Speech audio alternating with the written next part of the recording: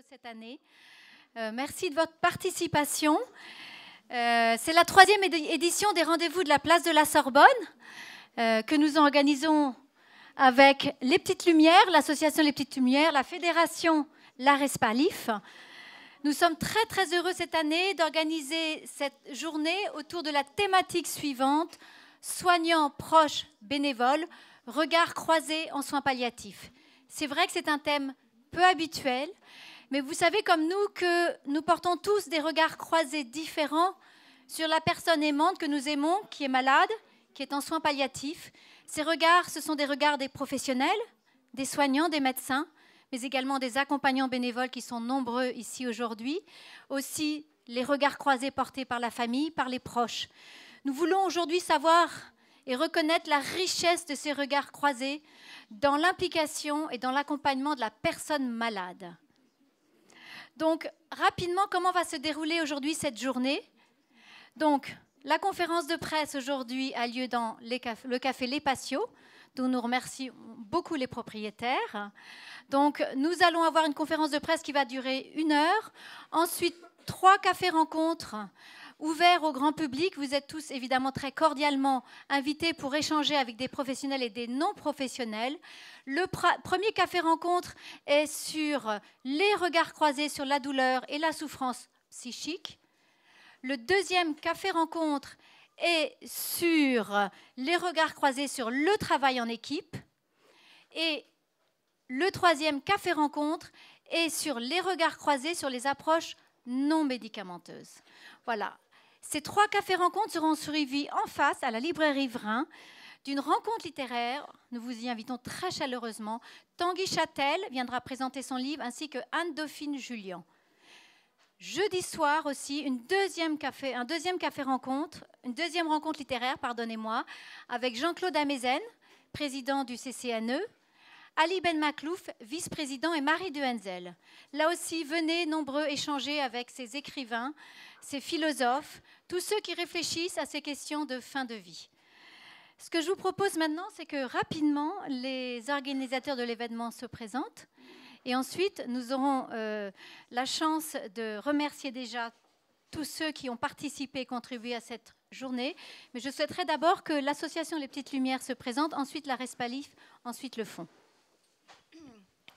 Bonjour, Dominique et moi, nous avons été accompagnantes bénévoles pendant de nombreuses années. Et c'est vrai qu'on s'est dit que ce qui manquait, c'était plus de communication sur le sujet de la fin de vie. Donc l'idée nous est venue de monter des expositions photos, dont celle qui est sur la place. Tous les ans, on en fait une nouvelle. Et afin de pouvoir organiser tout autour plein de choses, des débats, des rencontres littéraires, on a organisé des diffusions de films, on a organisé plein de choses autour des expositions photos qui, certaines, ont circulé dans toute la France. Et cette année, donc avec notre ami photographe Jean-Louis Courtina, que nous apprécions énormément, nous avons pensé à faire une exposition qui soit des regards de lui en tant que photographe, mais également de l'équipe des soignants et des proches et des bénévoles. Voilà. Tu vas rajouter un petit mot? Écoutez, on vous remercie tous d'être là. Ça nous fait très plaisir que vous soyez si nombreux. Et je passe la parole à Françoise Elien. Bonjour à tous, je suis donc présidente de la Fédération des réseaux de soins palliatifs d'Île-de-France. Ces réseaux existent au nombre de 19. Toute l'Île-de-France est couverte. La vocation de ces réseaux de santé, même s'ils sont amenés à évoluer, sont là pour soutenir le patient, les proches et son équipe de soignants au domicile. La majorité, pour que vous ayez une idée, l'ensemble de ces réseaux prend en charge annuellement environ entre 6 000 et 6 500 patients et leurs proches sur toute l'Île-de-France. Vous savez tout comme moi que ces organisations de l'ambulatoire ou de la ville sont des organisations excessivement nécessaires, puisqu'aujourd'hui, dans les parcours de santé, les personnes malades sont le plus souvent à leur domicile plutôt qu'à l'hôpital. Il nous faut absolument penser à réorganiser, à consolider les équipes, notamment de soins palliatifs qui interviennent au domicile, puisque nous aurons tous un jour au cours de notre existence, à accompagner au moins une personne de notre entourage à risque de dépendance. Sans l'expertise des soins palliatifs donnés et accordés comme équipe d'appui auprès de la médecine libérale, la médecine générale, les soignants de premier recours, nous n'obtiendrons jamais les objectifs que nous souhaitons, c'est-à-dire offrir à tous les patients et leurs proches la même qualité de soins palliatifs en ambulatoire qu'à l'hôpital. La fédération existe depuis 2005 et elle s'est toujours associée avec l'ensemble des acteurs de soins palliatifs pour porter au cœur citoyen la question de ces débats qui sont souvent des débats entre professionnels de santé, qui ont été ouverts par le professeur Didier Sicard, par le docteur Jean Leonetti avant lui, ouvrir la place et les échanges. Nous pensons aussi que l'art est un vecteur qui va nous permettre de faire évoluer les mentalités, puisque les mentalités des citoyens, les mentalités des professionnels de santé doivent absolument changer, mais ceci ne se décrète pas à coup de loi. Il faut les accompagner tout doucement comme nous accompagnons nos patients et nos proches. Je vous remercie. Un tout petit mot. Je suis le docteur Gilbert Desfaux, je suis le président du Fonds pour les soins palliatifs et Laetitia Donne est le directeur du fonds et organisateur donc avec les petites lumières et la Respalive de cette journée. Un mot sur le Fonds pour les soins palliatifs. Donc, c'est un fonds qui est national, qui vise à soutenir des projets dans différents domaines, qui sont la communication grand public, et c'est donc la raison du soutien de cette journée, mais aussi des projets de recherche, mais aussi des projets innovants et les thérapies non médicamenteuses. Voilà, ce fonds existe depuis 3 ans, il se développe, il est de mieux en mieux connu et je suis heureux en tous les cas de cette organisation aujourd'hui. Alors on va passer rapidement la parole à nos intervenants. Alors je passe la parole à Laetitia. Merci Gilbert.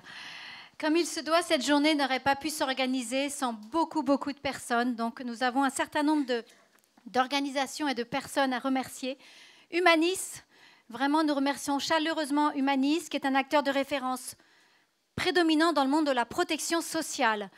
Nous tenons vraiment à les remercier parce que c'est grâce à eux que nous pouvons aujourd'hui organiser cette belle manifestation. Merci en particulier à Monsieur Huyghe, à Madame Reggiani et à Madame Payen qui ont été très impliquées dans cette organisation et ça a été des relations extrêmement chaleureuses et conviviales. Personnellement, je les remercie très chaleureusement. Et évidemment, Jean-Louis Courtina, qui a travaillé pendant de nombreuses années avec Robert Doisneau et qui est un soutien et un collaborateur très précieux dans l'organisation de ces rendez-vous de la place de la Sorbonne. Évidemment, les soignants de Paul Brousse qui, eux aussi, ont pris un nouveau métier pendant quelques heures ou quelques jours parce qu'ils ont été eux-mêmes photographes. Donc, vous verrez, il y a à la fois des très belles photos de Jean-Louis Courtina et des très belles photos des soignants qui ont aussi, à travers leur regard, pris des photos. Bien entendu, l'ASP fondatrice, l'association d'accompagnants bénévoles en soins palliatifs, qui chaque année est présent et contribue très largement à l'organisation de cette belle manifestation. Merci à tous les bénévoles de votre présence. Vous renseignez énormément aussi le grand public sur la place. Votre présence est extrêmement précieuse. Merci. Merci à Jean-François Combe, président de l'ASP fondatrice. Bien entendu, nous remercions tous les intervenants qui vont tout au long de cette journée, cette soirée, intervenir, témoigner, parler avec le grand public. Merci de votre présence très chaleureuse. Merci bien entendu aussi tous les journalistes qui sont là. Vous êtes un peu partout là, on va vous voir tout à l'heure et on sera à votre disposition pour répondre à vos questions si vous le souhaitez. Je remercie également Vincent Josse, qui est présent aujourd'hui et qui animera avec nous les cafés rencontres. Vincent Josse, qui est journaliste sur France Inter. Je remercie aussi les quelques jeunes qui sont là. J'en vois qu'il y en a quelques-uns, donc ça fait très plaisir de vous voir et de vous intéresser aussi à ces sujets qui sont difficiles. Merci à vous. Merci à la librairie Vrin. Merci au Café Les Patios. Et puis bien sûr, merci à toutes ceux et toutes celles qui ont contribué largement à l'organisation de cette journée. Je ne peux pas tous les citer, Elisabeth, Rutelli, Nadège et tant d'autres. Merci à vous. Merci à Jean Leonetti d'être présent. Merci à Didier Sicard, Vincent Morel. Donc on va vous faire un petit peu parler. Hein, donc je vais vous présenter rapidement, mais je crois que beaucoup d'entre vous et d'entre nous vous connaissent. Donc Jean, peut-être que vous voulez venir. Jean Leonetti, donc député maire d'Antibes. D'abord, avant tout, pardon, médecin cardiologue. Vous me dites si je me trompe. Là, je me trompe pas à l'origine. Député maire d'Antibes et initiateur de la loi Leonetti du 22 avril 2005. Voilà. Didier Sicard, est-ce que vous voulez bien venir à côté de moi, professeur? Merci. Donc le professeur Didier Sicard, que beaucoup d'entre vous connaissent. Donc Didier Sicard a été chef de service de médecine interne à l'hôpital Cochin. En mars 1999, à l'initiative de Jacques Chirac, Didier Sicard devient président du Comité consultatif national d'éthique jusqu'en novembre 2012. En juillet 2012, notre président, M. François Hollande, demande au professeur Didier Sicard de diriger une commission qui devra réfléchir sur toutes ces problématiques de fin de vie et d'accompagnement de fin de vie. Le professeur Didier Sicard, comme vous l'avez bien entendu lu dans la presse, remet son rapport à M. Hollande en juillet 2012. En décembre, pardon. Décembre 2012, pardonnez-moi. Voilà. Le docteur Vincent Morel, qui est médecin responsable de l'équipe mobile de soins palliatifs au CHU de Rennes et qui est également président de l'ASFAP. L'ASFAP, Société savante, Société française d'accompagnement et de soins palliatifs. Donc nous sommes très très heureux de votre présence, de votre fidélité, de votre engagement et on a hâte de vous entendre un petit peu, chacun à votre tour, sur justement pourquoi cette manifestation, qu'est-ce que représente pour vous cette thématique soignants, proches, bénévoles, regard croisé en soins palliatifs. Ensuite, bien sûr, vous pourrez poser vos questions, journalistes et grand public, à nos intervenants. Et puis après, nous vous inviterons à échanger autour d'un pot convivial, d'un petit verre, dans le café, à l'extérieur. Il fait beau, donc on en profite. Voilà, merci à vous tous. J'espère que je n'ai oublié personne. Merci aux organisatrices et bonne journée. Voilà. Je propose peut-être que vous allez... On va commencer avec Jean, peut-être, et vous restez là. Voilà.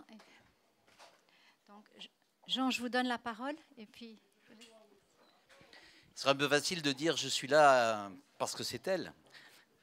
Mais je suis là aussi parce que l'idée d'un regard croisé est au cœur de la problématique qu'on évoque. En réalité, ce sujet, le sujet de notre finitude, le sujet de la mort, est un sujet qui est sous la double marque de la diversité et de la complexité. Non, tombez pas. Non, je regardais. Voilà. Non, parce que là, on ne voit pas. Double marque de la complexité et de la diversité. Il n'y a pas une vie qui ressemble à une autre, donc il n'y a pas une mort qui ressemble à une autre. Et en même temps, la complexité, parce que s'y mêlent d'abord des cultures différentes, même des civilisations différentes, s'y mêle un regard de la vie qui est imprégné dans la société, s'y mêle depuis quelque temps une médicalisation de la mort, qui quelquefois peut paraître surmédicalisée, s'y mêle aussi le fait que la mort est une expérience impossible et que donc c'est la mort de l'autre qui est important. C'est la mort de celui qu'on perd ou c'est la mort que je vais avoir mais que je ne connais pas. Et donc cette complexité de situation fait que chacun le regarde avec un aspect et chaque fois qu'on le regarde avec un seul aspect, on en dévoile l'objectif. La mort voudrait être médicalisée et on voudrait en faire un problème de médecin. Au fond, puisqu'elle est devenue hospitalière, et puisqu'elle est sortie du cercle familial et familier pour entrer dans l'univers de la technicité de la science, eh bien que les scientifiques s'en débrouillent et qu'ils fassent en sorte qu'on ait une bonne mort. Mais la mort, c'est un problème de citoyen, c'est un problème de chacun d'entre nous. C'est un problème qui correspond à ce que nous croyons de la vie. Et donc le débat citoyen est indispensable parce que ça n'est pas une affaire que de médecins. Alors on peut dire, ah bien, on va prendre des experts puisque ce n'est pas les médecins. D'abord, les experts, c'est souvent des médecins, mais est-ce que c'est un problème d'experts que de se trouver autour du lit d'un malade, d'une personne qu'on aime, et que ce visage va disparaître à jamais? Eh bien non, c'est un problème que chacun d'entre nous a rencontré ou rencontrera, et qu'il projetera au travers de cette mort, de cette personne, il projettera sa propre mort, Et ensuite, il dira, je voudrais mourir comme ça, ou je ne voudrais pas mourir comme ça. Et c'est cela plus encore que ceux qui croient au ciel ou pas, que ceux qui sont de droite ou de gauche. C'est ça qui imprègne la vision qu'on a de la mort, c'est la mort de celui qu'on a perdu. Le bénévole autour est là. Et lui, il est dans l'espace intermédiaire entre l'affectif et l'objectif. Bien sûr qu'il a de l'empathie pour celui qui l'accompagne, mais en même temps, il n'a pas ce lien charnel, affectif, du familial, du proche. Il est plus objectif, mais en même temps, il est engagé, il a besoin d'une certaine professionnalisation. Son regard est important parce qu'on va lui dire des choses qu'on ne dit pas aux médecins.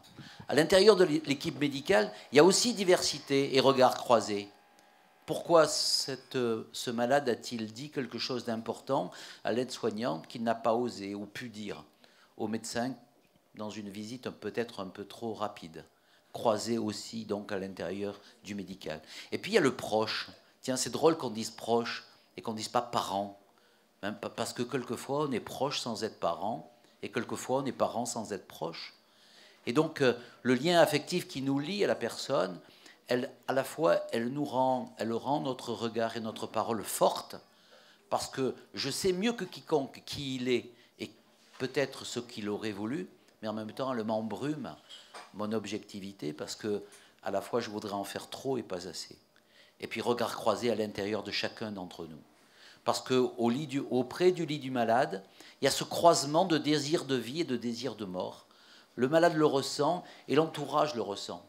Alors on chasse bien entendu l'idée, non, je ne veux pas que ma mère meure, mais en même temps, j'aimerais tant que ça finisse pour finir de la voir souffrir et pour finir de souffrir de la voir souffrir. Et donc ce croisement antagoniste, il faut qu'on en assume la complexité. Et ce regard, lorsqu'il est divers et lorsqu'il est complexe, il est juste. Et lorsqu'il est partiel et lorsqu'il est monolithique, il est faux. Lorsqu'on répond à une question complexe par une réponse simple, eh bien, on répond obligatoirement faux. Il n'y a qu'une seule personne qui se trompe sur la fin de vie, c'est celui qui s'avance et qui dit « je sais ». Et on peut répondre par oui ou par non. Celui-là, il est dans l'erreur parce que justement, il n'a pas de regard croisé. Voilà le petit élément que je voulais vous dire aujourd'hui et qui doit présider à notre inquiétude permanente, c'est-à-dire à ce sentiment qu'on n'est pas tranquille vis-à-vis de ce qui va se passer ou de la façon dont ça va se passer. Et croyez-moi, beaucoup de gens disent « moi je sais que le jour où », eh bien le jour où tu ne sais pas quand ça viendra, mais surtout, tu ne sais pas comment ça se passera et quelle sera ta réaction vis-à-vis de la situation dans laquelle tu te trouveras. Donc acceptons non pas cette ambiguïté, mais cette ambivalence, et acceptons aussi ce doute qui est si fertile et si utile et qui préside justement à la recherche de la vérité. Merci de votre attention.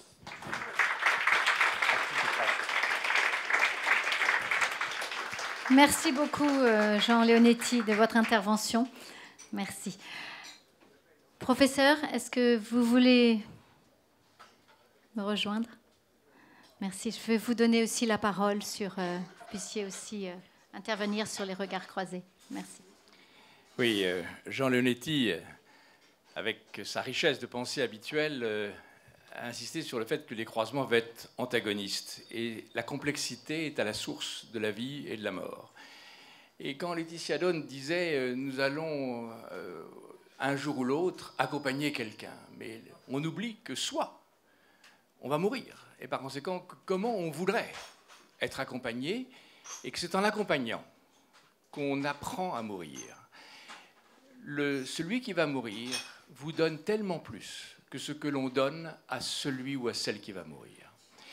Et peut-être dans ce regard croisé, j'aurais souhaité qu'un jour, peut-être l'année prochaine, on parle non pas seulement des bénévoles, des proches avec leur ambiguïté, du regard croisé très rigide en France entre cette médecine qui est fondée sur l'espérance d'un énième traitement qui apportera toujours une sorte de solution, et cette césure qui me paraît très rigide, avec une médecine palliative probablement une des meilleures du monde, mais qui finit par être ignorée du monde curative qui a toujours le sentiment que c'est pour les 15, les 20 derniers jours qu'un médecin va vous écouter. On aurait envie que dans l'année qui va précéder sa mort, dans les 6 mois qui précèdent sa mort, un médecin, une équipe soit attentive et qu'éventuellement, dans son regard croisé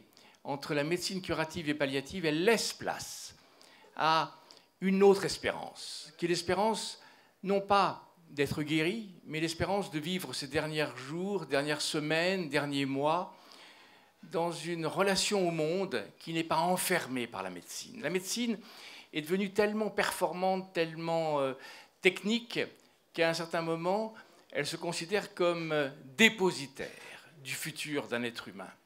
Et je crois que la médecine palliative, elle est là pour intimider la médecine curative, en lui recommandant peut-être de déposer les armes, d'être non pas dans une espérance fictive, mais dans une espérance de vivre sa mort de façon la plus, non pas la plus douce, parce que la mort peut être toujours épouvantable, quels que soient les efforts que l'on fait, mais avec la solidarité humaine, les accompagnants bénévoles qui ne se trouvent pas éventuellement en concurrence avec des soignants professionnels qui ont l'impression que eux, désespérés par leur travail intensif, finissent par ne plus avoir le temps d'écouter, comme si seuls les bénévoles avaient cette capacité d'écoute.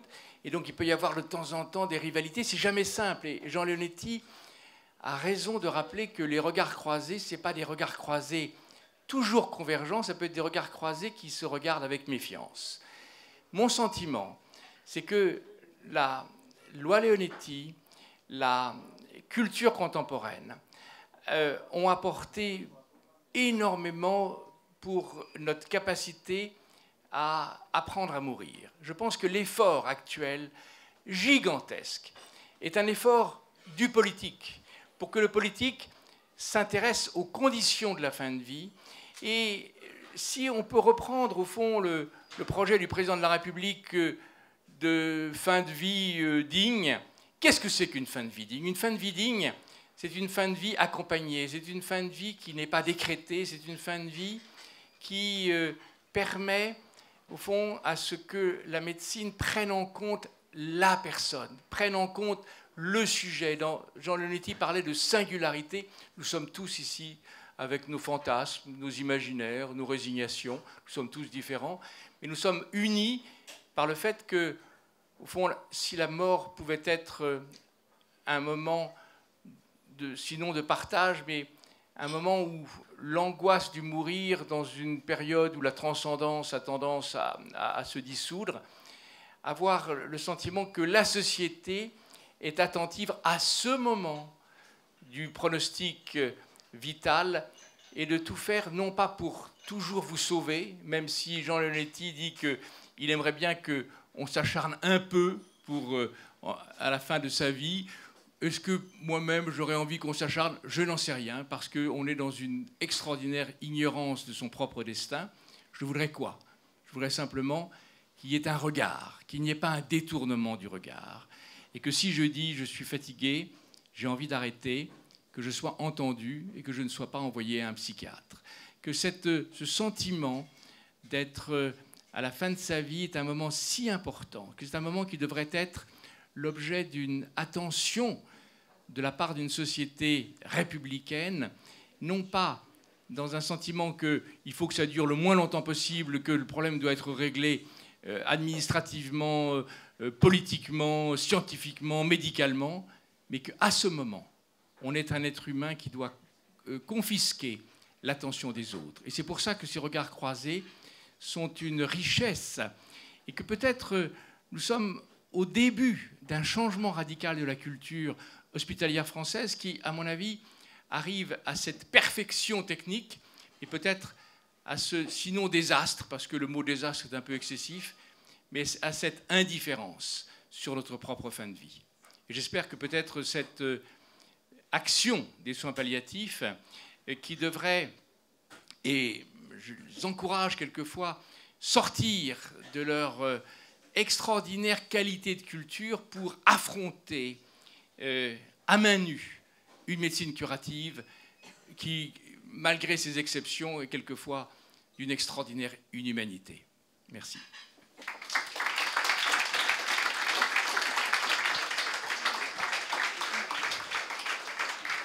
Merci beaucoup, professeur. Bien entendu, on va entendre le docteur Vincent Morel et puis le président de l'ASP, Jean-François Combe, qui va bientôt nous rejoindre. Et ensuite, vous pourrez, tous les trois, tous les quatre, vous asseoir. On va installer des petites chaises et puis, comme ça, vous pourrez dialoguer en direct avec les journalistes et le grand public. Vincent, merci à toi. Merci beaucoup de m'inviter. C'est toujours très difficile de prendre la parole après ces deux interventions qui résument bien, me semble-t-il, toute la complexité de ce que c'est que d'avoir des regards croisés, empreints de doute et non pas de certitude. Et allant souvent, essayant dans les facultés ou dans les conférences grand public, discuter des soins palliatifs et de la fin de vie, je note combien il peut y avoir, chacun d'entre nous avons des certitudes sur ce qui serait bien et sur ce qui ne serait pas bien, sur ce que nous voudrions, sur ce que nous ne voudrions pas. Mais des certitudes qui s'appuient souvent sur notre vécu personnel, sur notre expérience, qu'elle soit bonne ou pas bonne, mais qui est rarement éclairée par la réflexion, qui est rarement éclairée par un décalage, qui est l'information, qui est la réflexion sur les données, sur les soins palliatifs ou sur la fin de vie. Et il y a eu un sondage encore récemment qui a montré que 65% des Français ne connaissent pas les soins palliatifs. Comment avoir un regard croisé sur la fin de vie s'il n'y a pas cet élément de base qui est l'information sur ce qui existe sur les soins palliatifs, mais ce qui existe ailleurs sur la prise en charge des personnes en fin de vie. Ce regard croisé, on le voit également dans les certitudes que je peux avoir lorsque je fais cours à la faculté. Certitude de mes collègues, mais également certitude des étudiants de savoir, parce qu'ils ont vu, parce qu'ils ont eu l'expérience d'un père. Et puis, peu à peu, on va essayer de déconstruire ces certitudes pour aller plutôt vers le doute. Et à ce moment-là, il me semble que lorsqu'on s'écarte des certitudes, on va également s'écarter de ses craintes. Aujourd'hui, je m'aperçois que sur les soins palliatifs, sur la fin de vie, il y a beaucoup de craintes, beaucoup d'inquiétudes, probablement par méconnaissance. Et que lorsqu'on est fixé sur ces craintes, lorsqu'on est fixé sur ces inquiétudes, il est parfois extrêmement difficile de débattre et de débattre sereinement des questions de la fin de vie et des perspectives qu'il faudrait qu'elle développe. Et j'espère que les débats citoyens qui vont se mettre en place, les débats que vous avez animés, le professeur Sicard, en ont été les initiateurs, vont permettre d'enrichir ce débat, d'enrichir les regards que nous portons tous et toutes sur la fin de la vie. Et pour être assez bref, pour laisser le temps à la question, je fais le vœu que le progrès ne sera pas lié à une modification législative, mais que le progrès, que la réponse aux inquiétudes que l'on aura, qu'expriment les patients, qu'expriment les familles, on arrivera à le développer par une discussion commune, par des échanges, par un débat, et justement par la confrontation de nos regards dans le doute.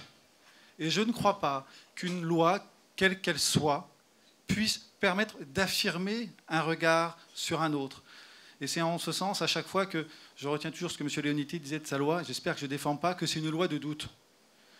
Mais expliquer le doute à nos collègues, expliquer le doute aux patients et aux familles, ce n'est pas simple si chacun s'enferme sur ses certitudes. Merci.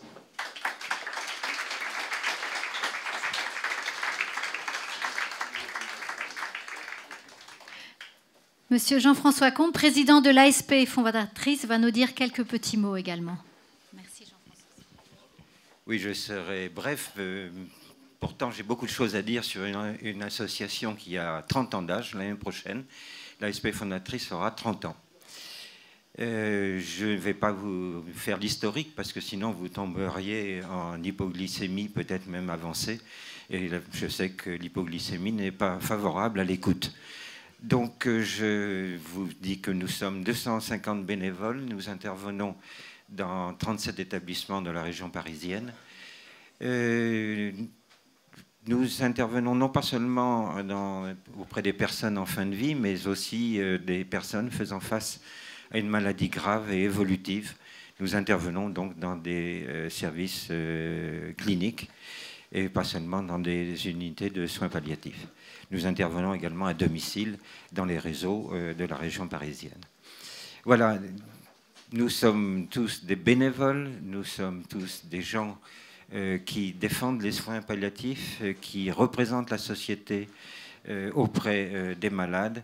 Et nous recherchons bien entendu beaucoup de bénévoles. Donc j'espère que nous n'ayant pas été trop long, vous m'avez écouté et que vous allez rejoindre notre association.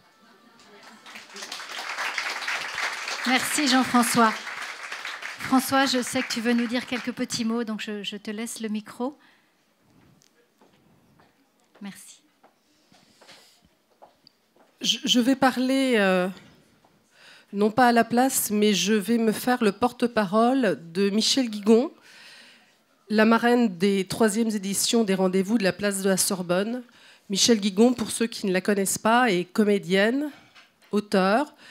Elle est chroniqueuse sur France Inter et elle m'a demandé de vous lire ces quelques mots que je vais m'empresser de vous lire. Ça s'appelle une répétition. Il y a une chose dont j'ai envie de parler, c'est de la rassurance. C'est-à-dire le fait que quand on est dans une épreuve, des personnes veulent nous rassurer. C'est ce que j'ai expérimenté. C'est la raison pour laquelle je ne suis pas là, alors qu'il était largement prévu que j'y sois. Mais la vie a plus d'imagination que nous. Le temps de m'en remettre, et je serai à vous. J'avais constaté que lors de mes angoisses, même si c'est moi qui appelais mes amis et qui demandais de l'aide, je ne supportais pas que ces personnes veulent arranger les choses ou la situation et me rassurent. J'avais alors à ce moment l'impression d'être un corps sans peau vers lequel ils s'approchaient pour poser leurs mains, donc je les repoussais violemment. Puis, j'ai compris, comme une lumière subite, que quand quelqu'un vous fait et veut vous rassurer, nous avons l'impression que c'est sa peur qui parle à la nôtre, et ça fait peur puissance 2. J'ai su alors demander « Racontez-moi quelque chose que vous avez aimé dans votre journée. Ne répondez pas à ma question, mais parlez-moi de vous et de ce que vous aimez. » Et j'étais aussitôt apaisée, remise en plein cœur de la vie, puisqu'ils parlaient de leur plein cœur. L'amour, aussi simple soit-il, qui vibre à ce moment en eux, me réharmonisait dans l'amour. Seul véritable antidote de la peur de mourir. C'est merveilleux. Quand on ne peut plus rien, on peut toujours aimer. Michèle Guigon.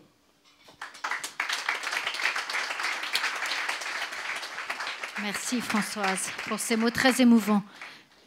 On va peut-être installer maintenant la petite table avec 3 micros. On va vous inviter, Jean, Vincent, professeur, à venir vous asseoir. On va faire de la place. Comme ça, on va faire circuler ce micro pour ceux et celles qui voudraient poser des questions, intervenir, témoigner.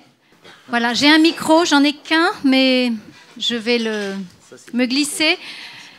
Voilà, vous avez une question. Est-ce que vous pouvez vous présenter et vous mettre debout quand vous intervenez? Voilà, merci. Bénédicte Drouin pour Famille Chrétienne. Vous parliez tout à l'heure des questions ou des peurs autour des soins palliatifs. Et moi, j'ai une crainte, c'est de voir ce qui se passe en Europe du Nord. Est-ce que vous avez une réflexion face à l'arrivée de l'euthanasie? Il y a quand même de fortes probabilités pour qu'elle arrive en France. On voit qu'elle est parfois pratiquée dans les centres de soins palliatifs en Europe du Nord. Est-ce que vous avez une réflexion là-dessus? Est-ce que vous pouvez nous en faire part? Merci. Bien sûr que nous menons une réflexion depuis longtemps sur cette question, parce que presque quotidiennement ou toutes les semaines, j'ai des demandes de personnes qui me demandent à mourir. Et la formation que j'ai eue, la sensibilité qui m'a été transmise par les personnes qui m'ont formé, me permet aujourd'hui de trouver une réponse soignante à ces questions. Et le législateur nous a beaucoup aidés à marquer les deux bornes, les deux limites de notre soin, qui est le refus de l'acharnement thérapeutique et ne pas provoquer le décès, ne pas donner la mort. Et entre ces deux repères, nous avons aujourd'hui en France l'ensemble des éléments qui permettent de trouver les réponses soignantes adaptées. Pour autant, j'entends bien qu'il y a un certain nombre de personnes qui ne trouvent pas réponse dans les éléments soignants que l'on peut apporter, mais ces personnes qui demandent alors à mourir, elles demandent à mourir parce qu'elles souhaitent exprimer une notion de liberté, d'autonomie, alors même qu'elles ne sont pas forcément malades ou alors même qu'elles n'ont pas encore les symptômes. C'est le cas du film Quelques heures de printemps, où vous avez cette femme qui demande à anticiper sa mort. Et il me semble que cette question ne relève pas du soin, ne relève pas de la médecine, relève d'un débat sociétal autour du suicide assisté. Donc le rôle des soins palliatifs, c'est d'être, et de la médecine plus large, au-delà des soins palliatifs, me semble-t-il, c'est d'être en capacité d'amener une réponse soignante, au sens large, c'est-à-dire pas que médicale. Hein. Quand je dis soignant, c'est infirmière, aide-soignant, psychologue, bénévole, la société dans son ensemble, que la société soit en capacité d'amener une réponse soignante face à des personnes qui se retrouvent à un moment donné particulièrement vulnérables de leur vie. Oui, je peux apporter une contribution parce que j'ai été en Belgique, en Hollande et en Suisse, et Alain Cordier a été en Oregon. On peut très bien comprendre que cette question est tout à fait légitime pour une société. Le problème, c'est qu'à partir du moment où une culture politique crée une offre, elle suscite une demande. Et que moi, je conseillerais à toutes les personnes qui sont en recherche de sens d'aller et de voir concrètement la façon dont ça se passe. Cette héroïsation d'une société qui va confier à ceux qui demandent l'euthanasie le statut de personnes au-delà de l'humanité traditionnelle, comme s'ils étaient les avant-gardes du futur, est glaçante. Avec cette vision qu'on a eue il y a quelques jours d'un transsexuel qui a été euthanasié, parce que, au fond, tout le monde trouvait que son destin devait s'arrêter là, est tout à fait révélateur d'une culture qui, de façon très sous-jacente, est d'une extrême violence dans la discrimination affichée. Il y a des gens, il y a des personnes dont le destin et de demander la mort et que la société est compassionnelle en leur accordant. Je crois que cela reste du dialogue singulier. Je comprends parfaitement qu'une personne, peut-être moi-même un jour, j'aurais envie que l'on m'aide à mourir, mais à partir du moment où la vision politique fait d'une humanité cette transgression absolue, je veux dire politique, c'est-à-dire d'en faire une loi qui s'épuise elle-même dans ses limites, puisque depuis 2001, 29 projets de loi en Belgique ont voulu étendre. Et que cette extension, qui est soutenue par un certain nombre de personnes et qui va créer de plus en plus dans la société belge une césure dont personne ne parle. Et d'abord, on sait que la Belgique est un pays clivé entre les Flamands et les Wallons et que les Flamands occupent 85% des demandes d'euthanasie, que les Wallons 15%. Et donc, on s'aperçoit qu'au nom d'une sorte de générosité du politique, l'inscription politique de l'euthanasie crée la violence. Et personnellement, moi, je ne suis pas pessimiste. Je pense que le peuple français est un peuple qui a suffisamment réfléchi et qui n'est, et je ne le vois pas suivre, quelles que soient les positions politiques affichées par tel ou tel Premier ministre ou tel ministre, je ne vois pas le peuple français, dans sa représentation, suivre des mots d'ordre importés de tel ou tel pays du Nord. En revanche, que le peuple français prenne conscience qu'il a un effort personnel, gigantesque, et que la médecine elle-même a une part de responsabilité dans cette espèce d'inquiétude citoyenne face à la fin de vie, je pense que là, il y a un espace. Mais le politique, et j'en ai parlé longuement avec M.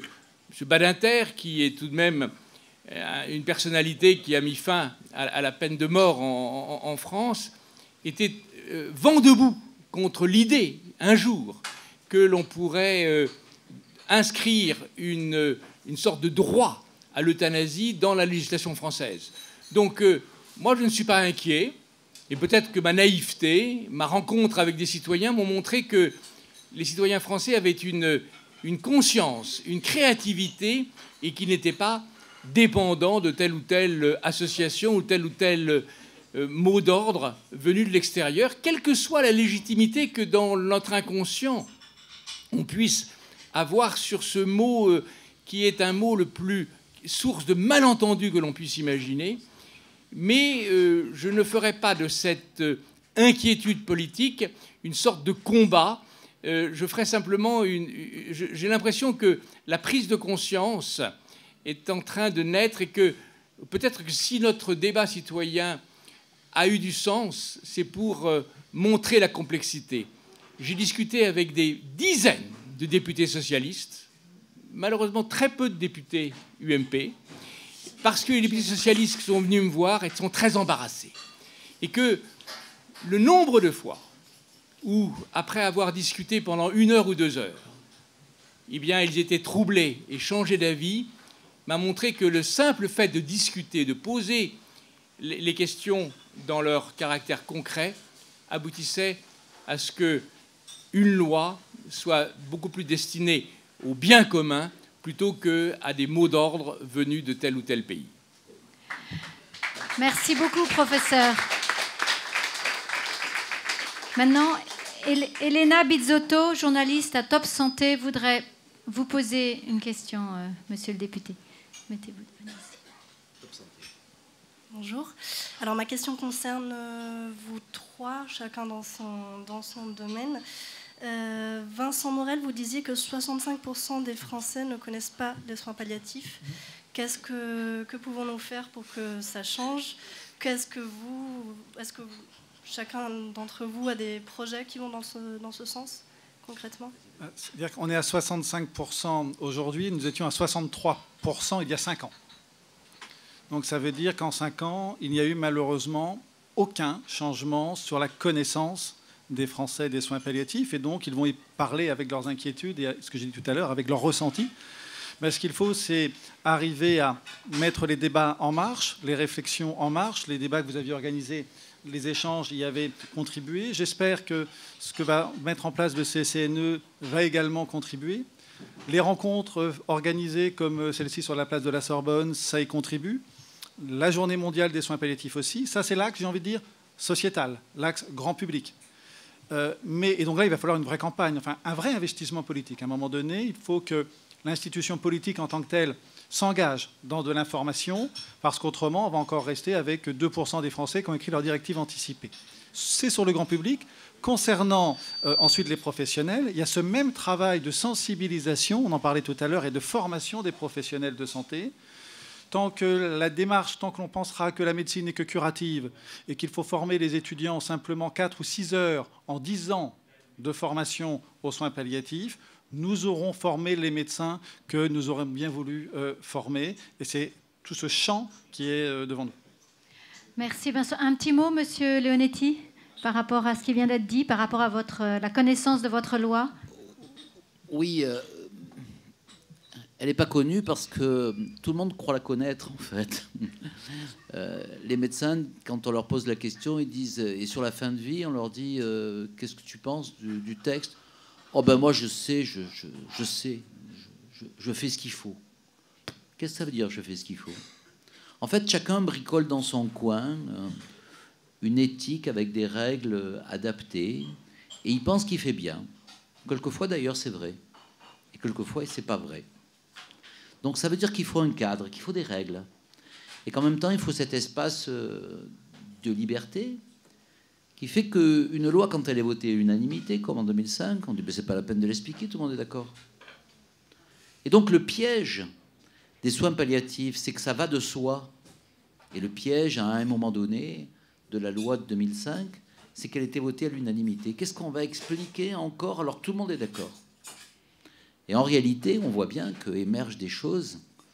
Sicard l'a bien montré dans son rapport, la parole du malade n'est pas entendue par cette médecine un peu arrogante, mais un peu triomphante, un peu orgueilleuse, un peu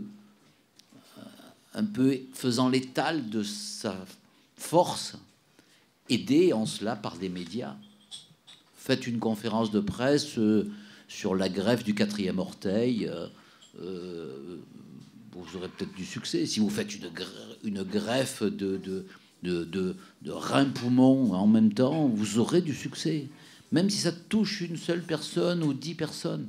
Faites une conférence de presse sur le doute, la vulnérabilité, la souffrance et la mort. C'est moins bien. Nous avons une société aussi, quand même, regardez-la. Et c'est nous, les politiques, qui la créons comme ça, et c'est les médias qui la répercutent comme ça. Il faut que ce soit simple, il faut que ce soit court, il faut que ce soit rapide. Voilà. Et donc, en sortant, pas ici, pas les journalistes qui sont là, mais de temps en temps. Et alors, M. Monetti, vous êtes pour ou contre l'euthanasie? Allez, oui, bon, 10 secondes. Et non, vous n'allez pas me faire dire en 10 secondes la difficulté que j'ai à concilier cette autonomie de la personne qui dit quelque chose et sa liberté, et en même temps cette vulnérabilité que je dois protéger. C'est un conflit de valeurs, c'est compliqué. Et en même temps, cette société, elle réagit, elle ne réfléchit pas. Et donc, l'intérêt du débat citoyen qu'a mené Didier Sicard, c'est que quand on pousse les gens en leur disant « Et alors, qu'est-ce que ça veut dire? Et alors, dans quel cas, qu'est-ce qu'il faut faire ?» Oui, mais moi, j'aimerais bien quand même, le jour où j'ai envie de mourir, que ce ne soit pas un médecin qui décide, c'est moi qui décide. Oui, alors, vous décidez, mais vous pouvez déjà décider. Suicide, ça existe. C'est même pas incriminé. C'est même, curieusement, si c'est pas pénalisé dans le code pénal, ça veut dire que je peux, droit liberté, je suis bien avec vous là, mais je peux partir. Et puis je considère que ma vie vaut pas la peine d'être vécue. Et puis je me jette dans la Seine. Et si on me repêche, on me condamne pas. Hein. Et au fond, on peut même se poser la question, si au moment où je vais me jeter dans la Seine, je dis à quelqu'un, j'arrive pas à franchir la barrière, aidez-moi à mettre le pied sur un petit escabeau. Est-ce que cet homme qui aide à quelque chose qui n'est pas incriminable est lui-même incriminable? Tiens, l'aide au suicide, c'est curieusement le détournement qui est arrivé en Suisse et qui a fini par faire que les gens qui sont là de vivre, même sans maladie grave, on leur donne la mort. Et alors, si je vais un peu plus loin, je me dis, alors ça veut dire quoi? Ça veut dire quand je souffre et que je dis je veux mourir, eh bien, je te donne la mort sans me préoccuper d'essayer de lutter contre ta souffrance, qu'il soit physique, sociale, morale ou autre. Et ça aboutit à la caricature que vient d'évoquer Didier Sicard sur ce patient. Il veut être transsexuel, on fait une opération, il estime que ça ne marche pas, il a une souffrance morale. Et donc, comme sa souffrance morale, eh bien, on n'arrive pas à la calmer, eh bien, on va l'éliminer à sa demande. Et là, on perçoit, tiens, sur ce cas-là, on perçoit l'horreur de la situation. Une autre situation, moi je veux donner mes organes. Et puis je vais vous demander, vous êtes pour, hein? D'abord en France, on est présumé pour. Mais quand vous allez mourir, vous allez donner vos organes. Mais si en même temps je mets une loi qui permet l'euthanasie ou le suicide assisté et la loi qui permet de donner les organes, eh ben, vous pouvez vous faire, entre guillemets, suicider, le terme est mal choisi, et puis en même temps, quand on vous prélève les organes, au moins vous servez à quelque chose. Ben, c'est pas idiot, ça, finalement. Et donc, vous arrivez au paradoxe où, en Belgique, on peut venir un jour dans un hôpital, se faire prélever ses organes vitaux en ayant décidé qu'on allait mourir, pour les implanter de manière programmée sur quelqu'un qui va vivre. Et là, on perçoit encore la violence de la situation. Et puis alors c'est encore plus horrible parce que comme la mort, c'est la mort cérébrale, comment je fais pour prélever le cœur? Ah ben, c'est simple, je vais arrêter le cœur, je vais clamper les 2 carotides, comme ça le cerveau est plus irrigué, puis je fais repartir le cœur, et puis comme le cerveau est plus irrigué, le cerveau est mort, et puisqu'il est mort, je peux prélever le cœur. Vous voyez comme c'est subtil dans son horreur, c'est véritablement, à mes yeux, hein, je veux dire, la barbarie civilisée que dénonce Edgar Morin, dans sa plus grande violence, où petit à petit, on s'aperçoit qu'on peut aboutir à l'horreur absolue. Donc, oui, spontanément, allez, si je vous dis, qu'est-ce que vous préférez? Souffrir beaucoup, puis mourir, ou mourir 1 semaine avant? Mais il n'y en a pas un parmi vous qui va dire, moi je veux souffrir puis mourir. Tout le monde dira, écoutez, franchement, pour 1 semaine, non, je préfère mourir 1 semaine avant. Et donc, je m'étonne encore que dans les questionnaires simplistes, référendaires, du oui et du non, dans lequel on dit, vous préférez souffrir avant mourir ou mourir avant de souffrir? Ben moi, je préfère mourir avant de souffrir, surtout si de toute façon la mort arrive, eh bien je préfère ne pas souffrir. Et on n'en déduit pas pour autant que la mort est un droit sociétal qu'on doit donner. Donc, on est obligé de passer par la réflexion. Il faut que les médias nous aident aussi à ne pas simplifier à l'excès un sujet qui est difficile, qui est personnel, et qui en même temps, Camus dit, le père de Camus dit une chose qui est très importante, un homme ça s'empêche. Un homme ça met des repères. C'est la base de l'humanité. On dit je ne m'acharnerai pas et en même temps je ne te donnerai pas la mort. Et entre ces 2 espaces, j'ai la liberté et j'ai le devoir de répondre à la demande. Mais à un moment donné, ça s'empêche. Jessica, 29 fois la loi belge. Parce qu'après, on vous dit, on va faire une euthanasie, mais on va bien l'encadrer. Ah, mais après, le cadre, il est trop étroit, il faut pousser le cadre. Et pourquoi pas les enfants, hein? Et pourquoi le petit de 16 ans, puisque c'est un droit? Pourquoi le gamin de 16 ans ou de 14, il n'y aurait pas droit, lui, hein? Et le malade mental qui souffre, hein, celui qui a une maladie par épisode et qui, dans les moments de lucidité, dit « je ne veux plus vivre ça ». Pourquoi on n'y aurait pas droit, lui aussi?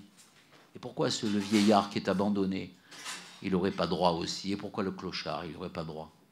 Et donc, finalement, tout le monde aurait droit à la mort. Eh bien, non. Il y a une asymétrie. D'ailleurs, le droit européen le dit, il y a un droit à la vie qui n'a pas d'équivalent de droit à la mort.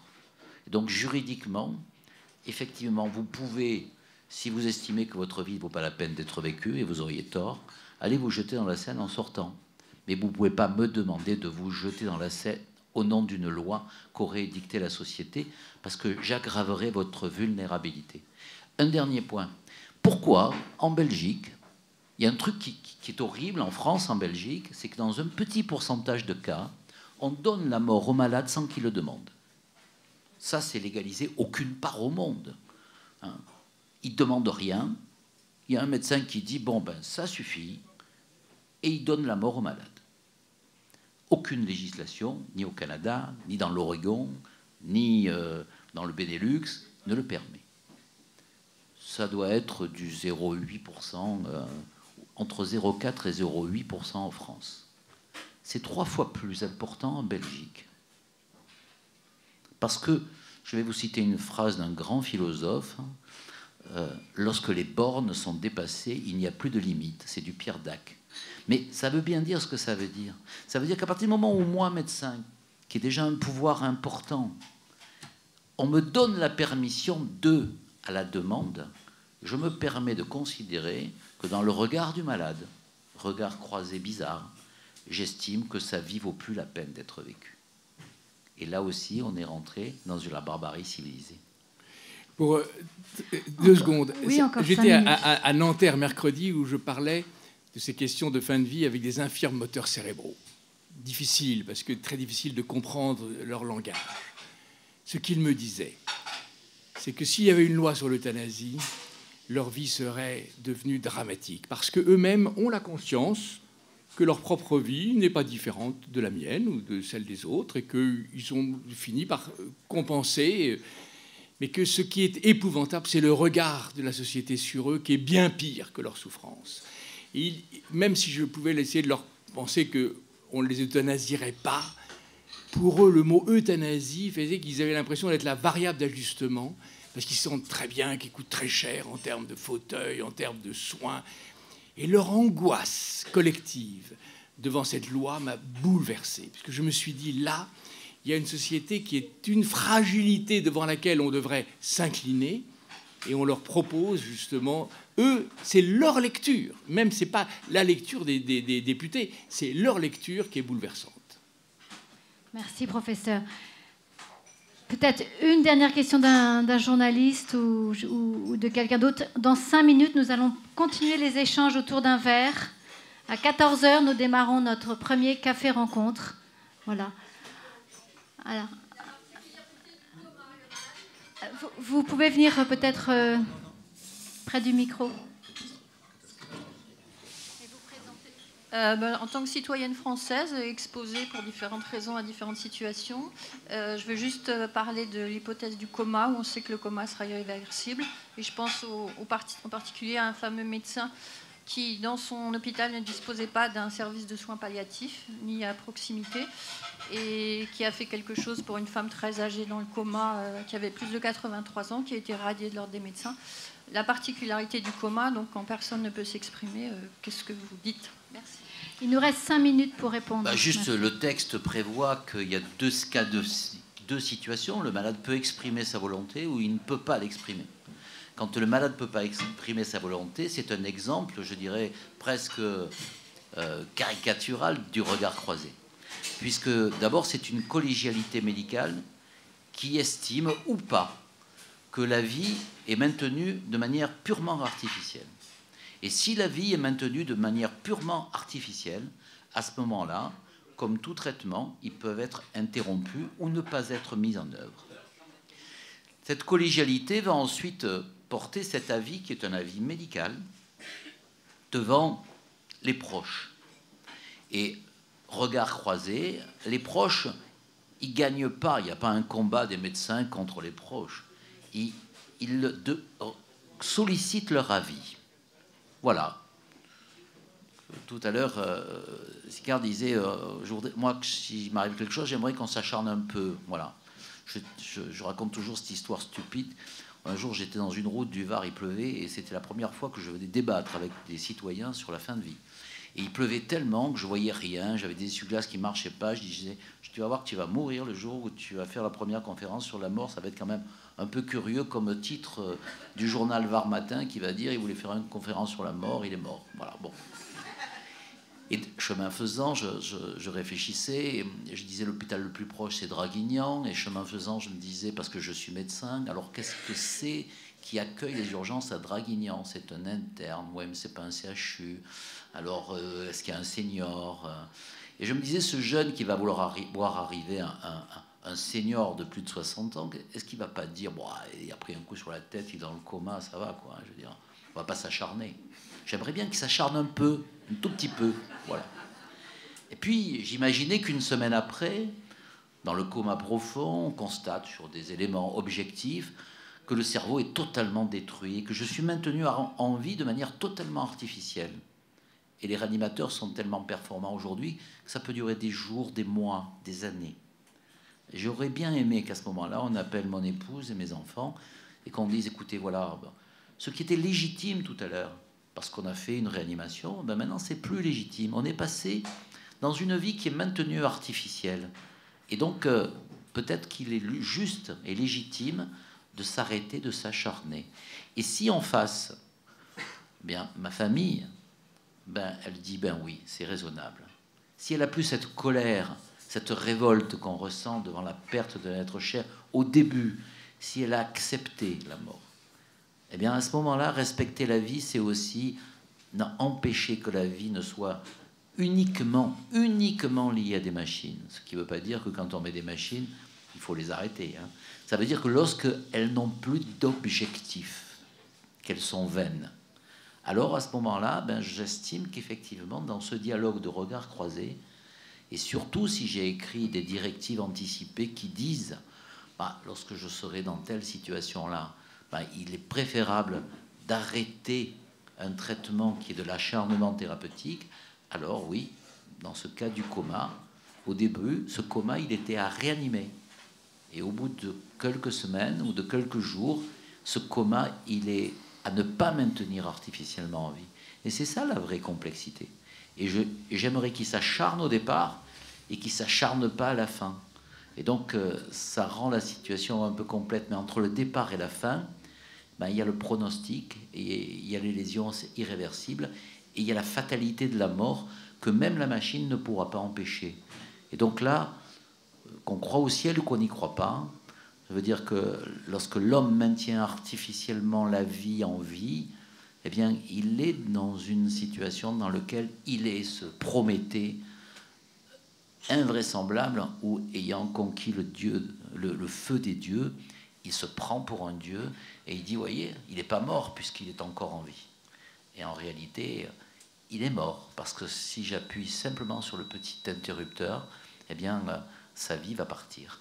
Donc sur ces vies finissantes, ayons bien la notion du temps. Il y a des moments, il y a le temps de vivre, le temps de mourir, dit l'Ecclésiaste. Il y a le temps de réanimer, il y a le temps de ne pas s'acharner. Merci beaucoup. Merci.